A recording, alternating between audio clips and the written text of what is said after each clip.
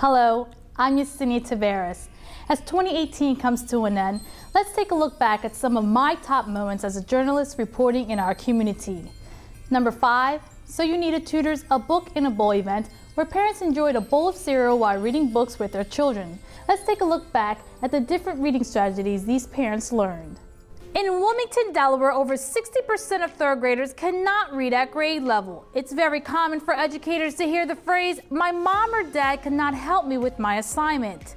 Today, a new educational tutoring service called So You Need A Tutor is bringing awareness to families about the importance of literacy by hosting a book and bowl event at the Route 9 Library. It's an amazing literacy celebration in which we partner with community organizations such as Children and Families First, United Way, A-Sky Enterprises. We just really wanted to impact the community in such a way that we increase literacy.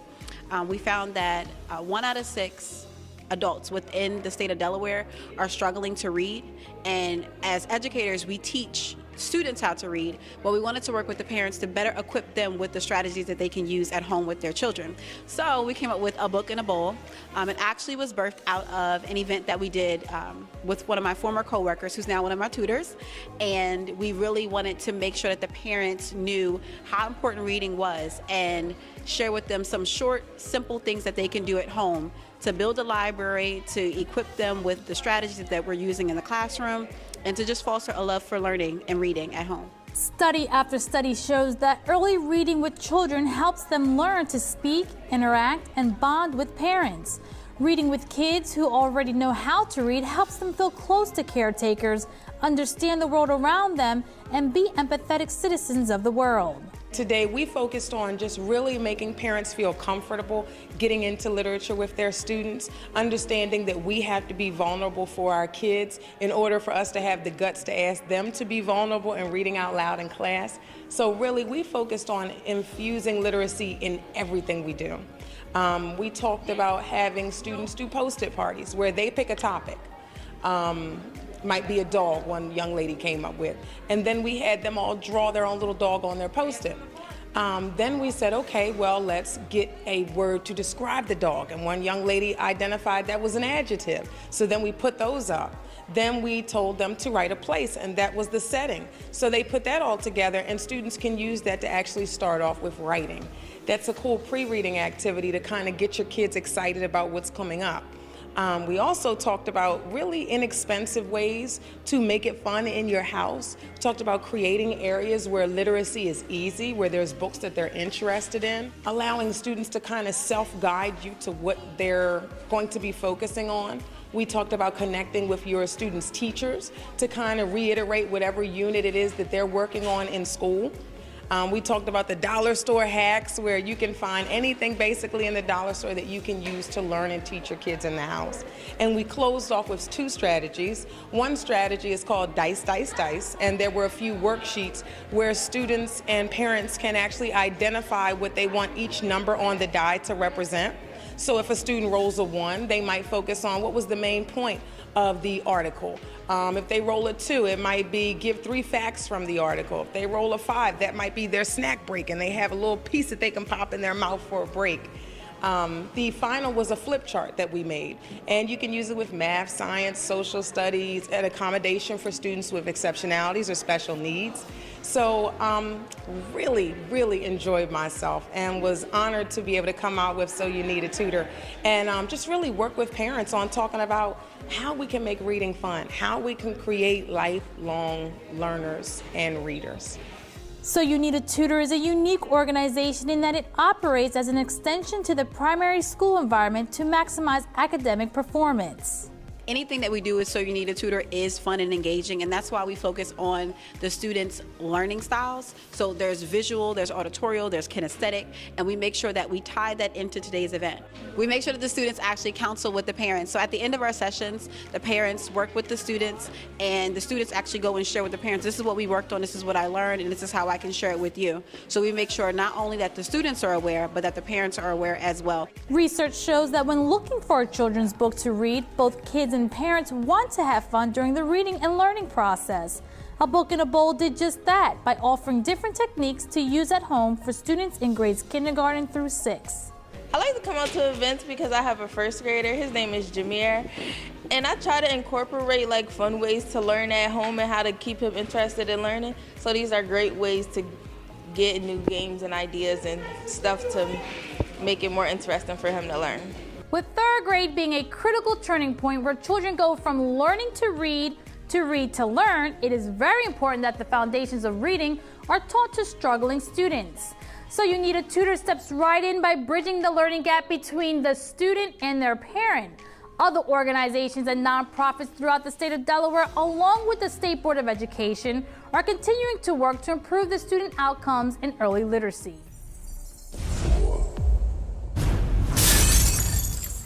Number 4, the 4th annual Delaware Latino Summit at the Chase Center on the riverfront.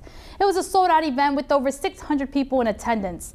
Let's revisit the event that discussed how Latinos are making an impact in the first state. Delaware Hispanic Commission has joined forces with community organizations and community leaders to host the 4th annual Latino Summit right here at the Chase Center on the riverfront. Everyone's come together to talk about how the Hispanic population is having growth within the community and also the issues that are affecting them right here in the first state. What I do is determined by you, by your advocacy, your activism, your unity, and when you speak up and speak out. And that's what a lot of this Latino Summit is about. It's about a group coming together, a very important group in American society, and saying this is what we want and this is what we need. This is what we need academically, educationally, economically, politically, in so many different ways. The Latino Summit is hosted by the Delaware Hispanic Commission, which is a governor-appointed commission that provides support and resources for Latinos in Delaware. The Delaware Hispanic Commission is incredibly important for me in the work that I do to try to make sure that every individual, every student, every family has an opportunity to be successful. And having a group like the Hispanic Commission that is connected to the Latino population in our state just helps me to do that job better and more effectively. The purpose of the summit is to promote empowerment through action and to demonstrate the importance of Latinos in the United States. Today is just a fabulous event when we bring together our community, and the theme today, empowerment and action in the Latino community.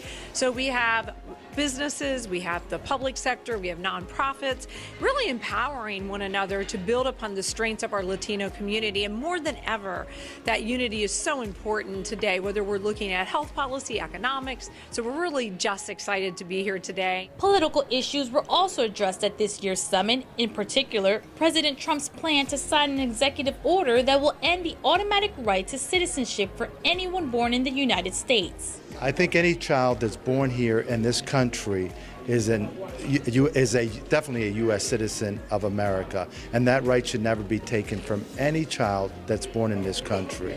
I believe that is a major issue for all immigrants that are here in this country, who have come to this country legally and their children are born here, or even children that have come here, parents that have come here and had children here in this country and are born on American soil.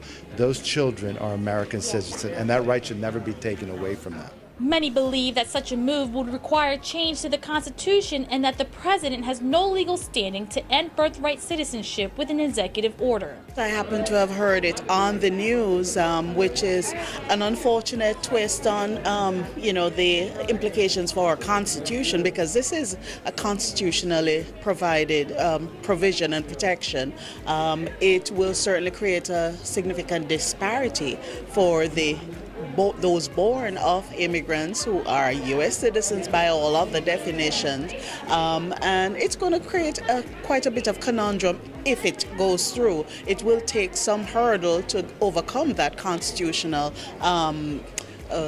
necessity to have it amended, but we will see as time progresses what is intended. Over 600 people were in attendance at this year's Latino Summit, which focused on education, entrepreneurship, civic engagement, and empowering Hispanic women and youth leadership in the Latino community.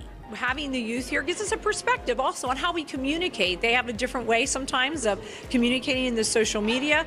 They also have a lens on the things that are really important to them. Often we think we know what's best for our children, but we really don't always. We really have to listen. Each year, the event draws hundreds of people from across the entire first state to support the quality of life for Latinos in Delaware. I think it's so important to bring people together. You get to network, you get to meet all these different businesses and organizations, and you get to see all these dynamic Latinos. But most importantly, you also get to learn about the different aspects of things that are out there as business owners, as people, citizens of Delaware, and how we can work together. Hispanics are the fastest growing population in the first state, and for some, it's more of the reason to celebrate Wilmington's rich and diverse ethnic and cultural heritage. I believe very strongly that the fifth year will be even larger, and particularly as we come together, not only as Delawareans, but Americans, to really appreciate the fabric of diversity and how much stronger we are when we work together as we are today, celebrating the Latino culture and empowerment in action. I believe that the summit is going to grow from its success that we're seeing here from this time and the last time, and that this could definitely grow into an annual event. But it's important that the business community sponsor this event and the corporate community recognize the value of having Hispanics as their clients. It's time to change. It's time for us to empower each other. And I learned from other communities that have been doing the same thing and doing great. So it's time for us to come together as one to grow the small businesses and to be better at education. The theme of this year's summit is to empower through action. That's what took place today in breakout sessions with local and national speakers. This event truly spoke to the youth as well as adults and to how to learn to empower their community as well as how to advocate and take action.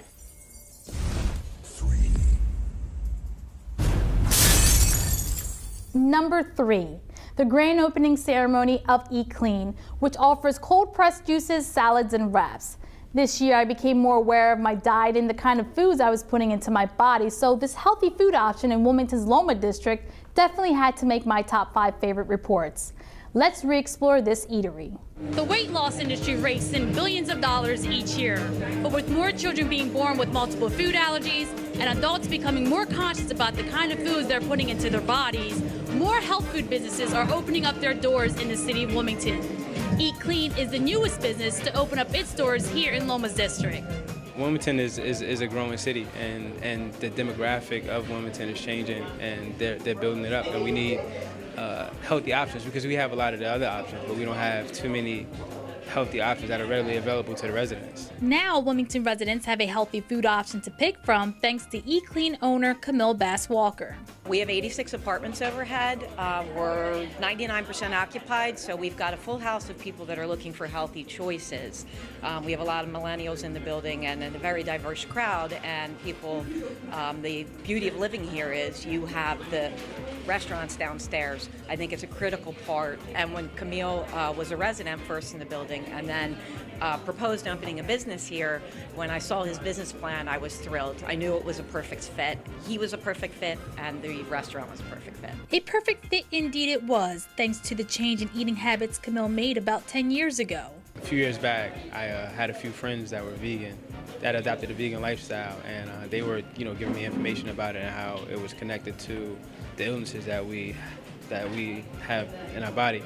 And I started to research it with them, and I started to change my eating habits. And then fast forward a few years, my brother was diagnosed with diabetes, and I started to look into cold-pressed juicing to try to help him. Although eating healthier can present its challenges, Eat Clean converts those obstacles into tasteful wraps, salads, and cold-pressed juices. I wanted to try something new. It's great to have new places to go to here in Wilmington. And last night, we celebrated it's time for Wilmington, and it's time to have a good restaurant like this with clean, healthy food. It just came from the YMCA, Central YMCA, got to work out, came down here to get my healthy smoothie. With health food restaurants becoming a trend in Delaware, Wilmington Mayor Mike Przicki is extremely excited that a clean eating mindset is beginning to develop throughout the city. If there's a sure sign of a healthy city, you get young entrepreneurs opening up in places that historically, you know, we haven't had a lot of business, and here we are down here. We've got business starting all over the place. It just feels so good when you walk down here. The city feels good. The Market Street feels good. Now Lower Market, same thing. We've got all these great businesses opening up, and here's a young man who started a business, feels real good about it. That's as encouraging as anything I can get in the city. Eat Clean isn't the only business inspired by healthy foods. Next door to the health food restaurant is Lafayette Gallery, where owner Eunice Lafayette created art that specifically speaks to the connection between health and food. My late husband passed away 3 years ago from prostate cancer. In the process of caregiving, I researched and determined that 90% of cancer is related to food and diet.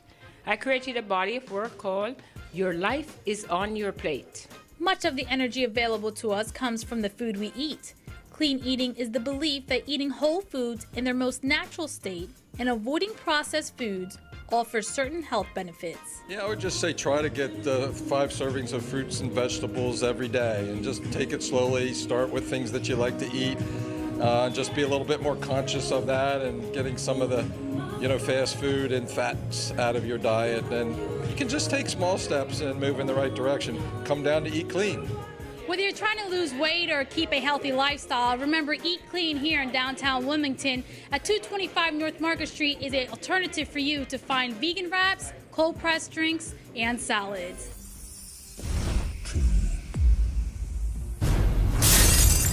Number 2, House Bill 235 that protects feral cats. I got the opportunity to hold a cat for the first time while reporting on the story. It was such a pleasant experience, as I am truly an animal lover. Let's take a look back at what this legislation means to our community cat. Cats of all sizes can be found roaming through every community. If you spot a few, they're referred to as feral cats. Today, Governor John Carney signed into law House Bill 235 that will protect these free roaming cats. Community cats are going to be protected under the animal cruelty statute, so that they'll have the same protections as owned cats or owned dogs or any other animal. Hello, kitty. And also, mainly what it's going to do is it's going to allow animal shelters to enact return to field programs, which means that cats are going to come in, trapped, free roaming, unowned cats are going to be trapped by good Samaritans, brought into the shelter, spayed or neutered, vaccinated, ear tipped so that they'll know that they are already been vaccinated, and then returned out to the community. The new law encourages spaying, neutering, and vaccinating feral cats by removing penalties for their caretakers. So it's really important for people to get your own pets fixed. There's a state spay neuter program available for people if you're on public assistance, $20 to get your pet fixed. Get your cats fixed quickly. They can start having babies as young as 5 months of age, and they can have several litters a year. So if you can't afford to get your cat fixed, go to a local shelter and find out how you can get on the list to get them fixed through the state or through a local shelter's low-cost spay neuter program. House Bill 235 also removed the term keeper with the phrase free roaming cat caretaker. Some people feeding cats don't want to come forward because they're afraid that they're going to get in trouble by their local government or neighbors. And so this bill basically gives people confidence that the state recognizes that trapping and neutering feral cats and adopting out kittens is the right, effective way to go, and that shelters should be working with people in the community and municipalities to get the job done. So just that recognition alone opens the door. State Representative Michael Mulrooney said he's been working for 4 years to get the legislation approved. Sounds like an easy bill, right? You want to take care of cats, fix them so their population's not growing.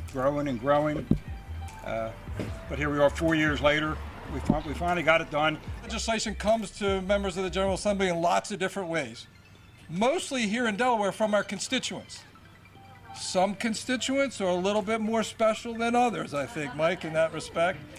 I think we could probably appropriately call this the Sue Mulrooney Animal Protection Bill. But to all the people who've had a hand in the piece of legislation, animal welfare legislation is very, very difficult. The time it took to get this legislation passed is an indication of that. Lots of issues that collide. Everybody with the best interests of the animals in the state and their own organizations at hand, but oftentimes there are challenges. We thank all the folks at the Office of Animal Welfare for the great work that you're doing there, and really for the volunteers and advocates, so many of you who are here As you've heard, this has been a long time coming, many meetings and many discussions about this bill, but I think what has come out of it is something we can all be proud of. What I think is most meaningful about the process that we went through is that for the first time we brought together a very diverse group of people to sit and discuss the issue of cat overpopulation. Whether you're an animal advocate, a bird advocate, environmentalist, veterinarian, or public health advocate, you have very different interests and perspectives, but everybody came to the table to talk about this, which was really, really meaningful. And what came out of that was a much greater understanding and respect for each other's points of view. And this legislation is a result, which definitely included some compromises along the way. It was a very collaborative process. With the new law into effect, the population of free-roaming cats is expected to reduce within our communities. House Bill 235 is the best approach to protecting these unowned cats.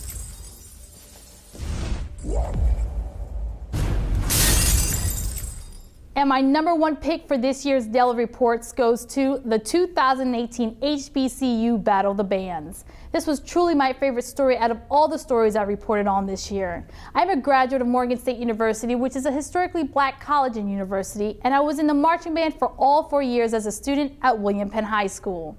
I love being in the environment of a real drum line and musicians marching to every beat as they were playing pages of music notes that they memorized. This was also the first event that I was not only the camera woman, but also the on-air talent. So it was quite the experience putting the entire news package together by myself. Let's take a look back at Wilmington, Delaware's first HBCU Battle of the Bands. I'm coming to you live from the Farley Stadium here in Wilmington, Delaware, where we are about to kick off the 2018 HBCU Battle of the Bands. HBCUs are known for their social life, but most importantly for their bands and also their homecoming series. Let's take a look at what today has to offer.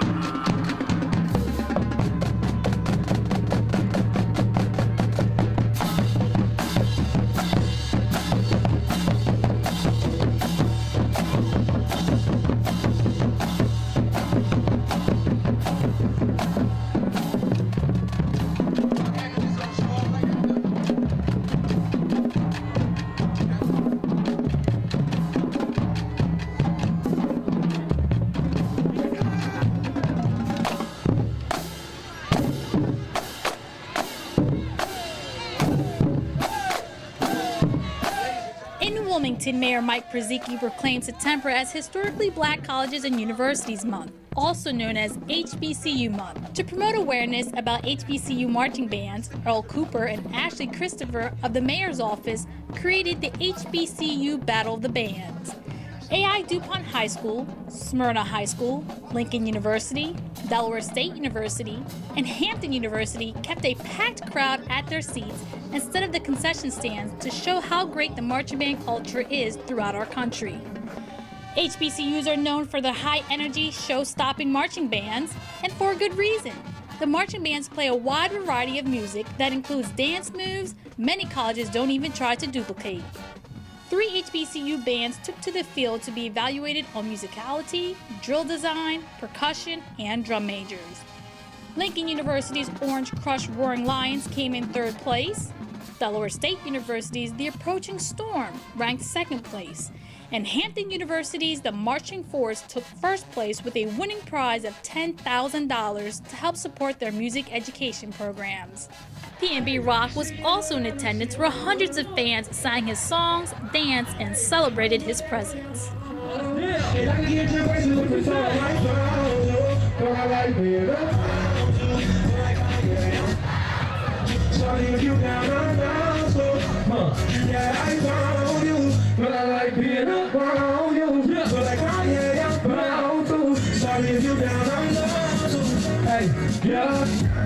If you are, and I'm so glad that I found you. And you are unforgettable.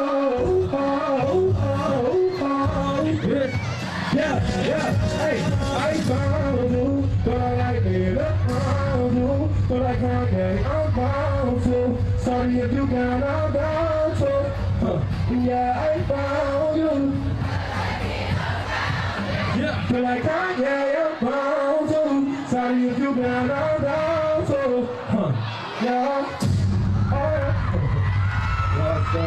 It's been a pleasure to report in-depth stories on events happening in and around Wilmington.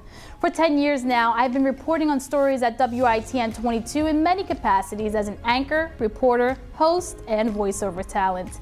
I'm looking forward to covering more stories in 2019 as your community journalist. But for now, let us enjoy the holidays in the company of friends and family. Until next year, Wilmington, I'm Yesenia Taveras, reporting for WITN22.